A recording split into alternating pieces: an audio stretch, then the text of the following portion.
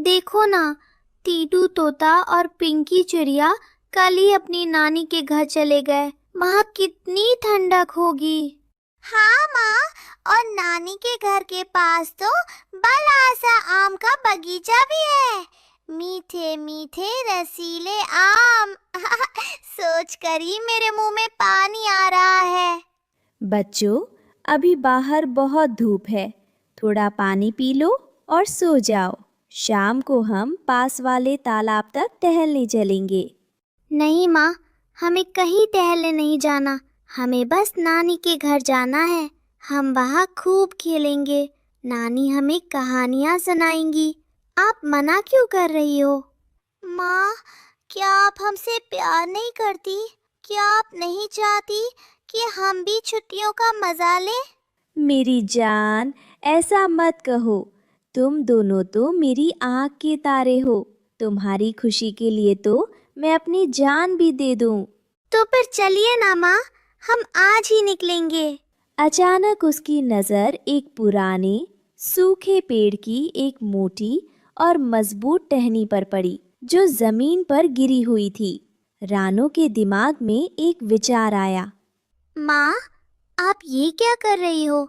ये लकड़ी तो बहुत भारी है, आपको चोट लग जाएगी। हाँ माँ, छोड़ दो इसे, हमें नहीं जाना नानी के घर, हम यही घर में खेल लेंगे।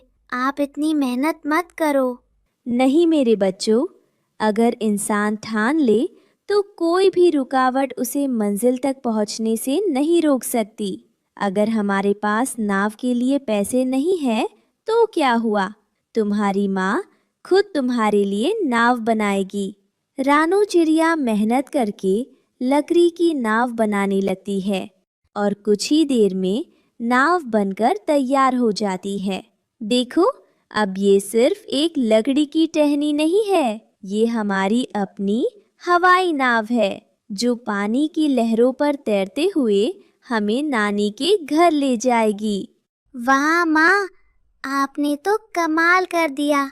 ये तो बिल्कुल किसी जादुई नाव जैसी दिख रही है।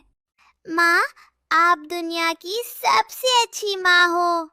चलो बच्चों, जल्दी से इस पर बैठ जाओ और इसे कस कर पकड़ लेना। याद रखना, रास्ता थोड़ा कठिन हो सकता है, लेकिन जब तक माँ साथ है तुम्हें डरने की ज़रूरत नहीं है। सफ़र शुरू हो चुका था। लकड़ी की नाव धीरे धीरे लहरों पर तैर रही है। किनारे पर लाल गुलाबों का एक विशाल बगीचा दिखाई देता है। माँ देखो, कितने सारे लाल गुलाब। ऐसा लग रहा है जैसे किसी ने जमीन पर लाल मखमल की चादर बिछा दी हो। कितनी प्यारी खुशबू है ना माँ। हाँ गुड़िया, ये गुलाब का बाग है। ये फूल हमें सिखाते हैं कि चाहे जिंदगी में कितने भी कांटे क्यों ना हो, हमें हमेशा महकते और मुस्कुराते रहना चाहिए। तुम बस टहनी को कस कर पकड़े रहना। यहाँ पानी की लहरें थोड़ी तेज है। माँ, क्या नानी का घर भी इतना ही सुंदर है? नानी का घर इससे भी सुंदर है बच्चों। वहाँ प्यार की ठंडी छांव है और ढेर सारे फलों के पेड़ है। बस थोड़ा सा रास्ता और फिर हम पहुँच जाएंगे। जहाँ एक तरफ रानो और उसके बच्चे प्रकृति के सुंदर नज़ारे थे, वहीं दूसरी ओर आसमान में काले बादलों की तरह दो दुष्ट आंखें उन पर नजर गराए बैठी थी। ये थे कालू कौवा और उसकी पत्नी गोरी। काव काव, जरा देखो तो गोरी, इस मरी हुई रानो को।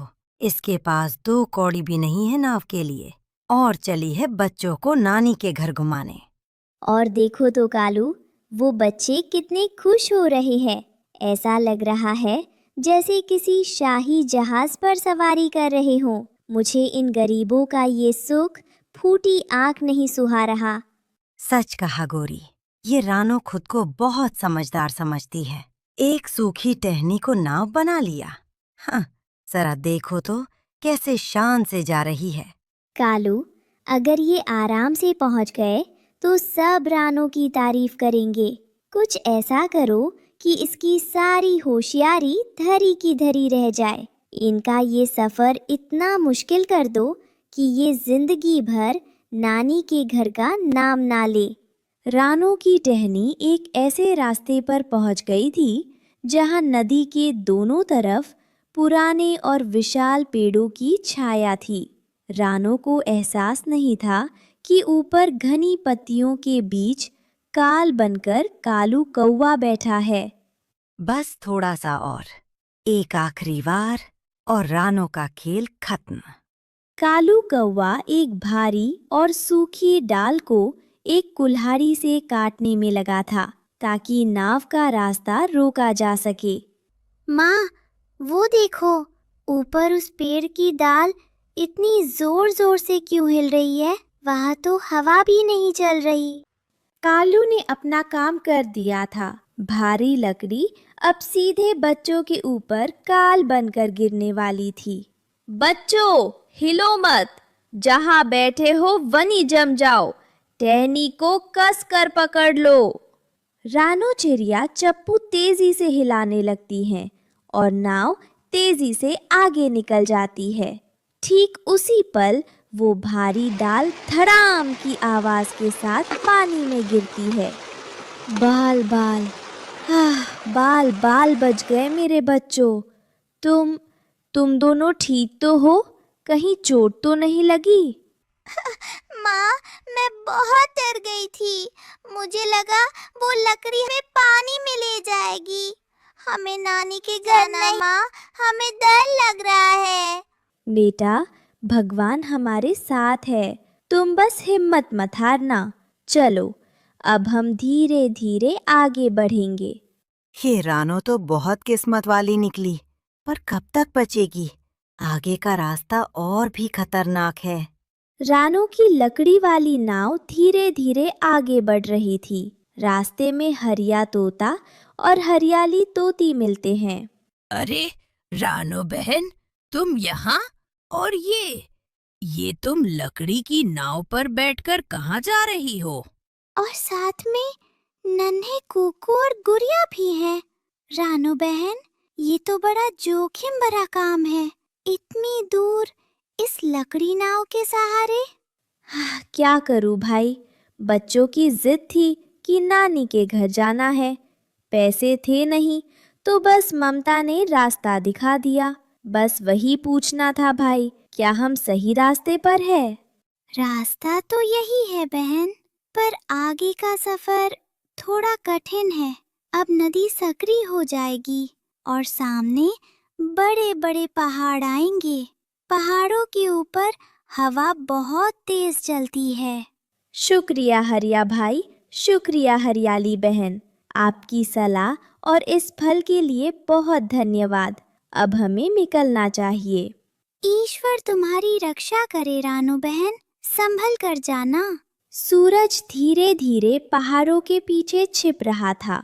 तभी उसे सामने चमेली का वो पेड़ दिखा जहां उसकी पुरानी सहेली मीनू मौसी रहती थी। अरे, मेरी आंखों को ये क्या दिख रहा है? रानो और ये बच्चे? और तुम इस लकड़ी नाव पर बैठकर कहाँ से आ रही हो रानो? मीनू मौसी, बस बच्चों को नानी के घर ले जा रही हूँ। आओ आओ, आज की रात तुम लोग कहीं नहीं जाओगे। रानो, जिद मत करना, रात होने वाली है और अंधेरे में सफर करना ठीक नहीं है। मेरे पास ताजा फल और मीठा पानी है, पहले तुम लोग पेट भर के खाओ। बहुत शुक्रिया मीनू मौसी। सच कहूँ तो अब मुझ में एक कदम भी चलने की हिम्मत नहीं बची थी। अगर आज आप ना मिलती तो पता नहीं हम रात कहाँ बिताते। सहेली ही सहेली के काम आती है रानो, तुम चिंता मत करो। आज रात यहाँ आराम करो। कल सुबह जब सूरज निकलेगा तब तुम ताजा दम होकर आगे बढ़ना। उस रात रानो के बच्चों को एक सुरक्षित छत और रानो को अपनी सहेली का साथ मिल गया था। रात भर के आराम के बाद रानो और उसके बच्चे पूरी तरह ताज़ा महसूस कर रहे थे। मीनू मौसी ने उन्हें विदा करने के लिए कुछ ताज़े फल और पानी का इंतज़ाम किया था। मीनू मौसी, कल रात आपने हमें कितनी सुंदर कहानियाँ सुनाई। आपने कहा था ना कि आपको भी घूमना पसंद है। हमारी जादुई नाव में बहुत जगह है, आप भी हमारे साथ चलो ना। अरे मेरे प्यारे बच्चों, मेरा तो घर यही है। मैं तुम लोगों के साथ चली जाऊंगी तो इस चमेली के पेड़ का ख्याल कौन रखेगा? कुकू, गुड़िया, मौसी को परेशान मत करो। नहीं माँ, अगर मीनू मौसी साथ चलेंगी तो हमें रास्ते में डर नहीं लगेगा, और जब आप थक जाओगी तो मौसी आपकी मदद भी कर देंगी। अच्छा बाबा, हार मान ली मैंने। तुम दोनों की जिद के आगे तो कोई भी नहीं जीत सकता। वैसे भी बहुत दिन हो गए नानी चिड़िया से मिले हुए। चलो, मैं भी तुम लोगों के साथ चलती हूँ। आपका बहुत बहुत शुक्रिया मीनू मौसी। आपके साथ होने से मेरा हौसला और बढ़ गया है। सच में सफ़र अब और भी मज़ेदार होगा। खुशियों भरा सफ़र अब एक कठिन परीक्षा में बदल रहा था। अब मीनू मौसी का लाया हुआ खाना खत्म हो चुका था और ठंडी तेज़ हवाएं रानू की लकड़ी वाली नाव को डगमगा रही थी। माँ, मुझे बहुत डर लग रहा है। ये पहाड़ इतने बड़े क्यों हैं और हवा हमें गिरा देगी क्या? रानो, मौसम बहुत तेजी से बिगड़ रहा है। देखो, उन चील के घोंसलों की तरफ वे भी छिप रहे हैं। हमें यहीं कहीं रुकना होगा। मीनू मौसी, आप सही कह रही हैं। इस मौसम में आगे बढ़ना खतरे से खाली नहीं है। बच्चों ने सुबह से कुछ नहीं खाया है और भूख से इनका बुरा हाल है। पर रानो, यहाँ पहाड़ों पर खाना कहाँ मिलेगा? चारों तरफ सिर्फ पत्थर ही पत्थर हैं। मैंने पीछे उड़ते वक्त देखा था कि पहाड़ की तरफ एक छोटा सा आम का बगीचा है। मैं जल्दी से जाकर कुछ फल ले आती हूँ। तब तक आप यहाँ बच्चों के पास रुकिए। नहीं माँ, आप हमें छोड़कर मत जाओ। हमें भूख नहीं लगी, बस आप हमारे पास रहो। मेरी बहादुर बेटी, माँ बस अभी गई और अभी आई। मीनू मौसी तुम्हारे साथ है ना? तुम बस इस पत्थर की ओट से बाहर मत निकलना। हवा बहुत तेज है। मौसी, इनका ख्याल रखना। मैं जानती हूँ आप थकी हुई है, पर मेरे बच्चों की जान अब आपके भरोसे है। तेज हवाओं का मुकाबला करती हुई रानो आम के बगीचे में पहुँच तो गई, लेकिन वहाँ का नज़ारा देख उसका दिल दहल गया। हवा इतनी तेज थी कि पेड़ों से कच्चे आम टूटकर ज़मीन पर गिर रहे थे। वहीं एक बूढ़ा पक्षी कबूतर, जिसे सब माली काका कहते थे, बड़ी मुश्किल से अपनी टोकरी को सहेजने की कोशिश कर रहा था।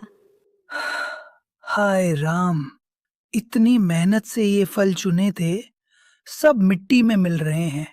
कोई मेरी मदद करो।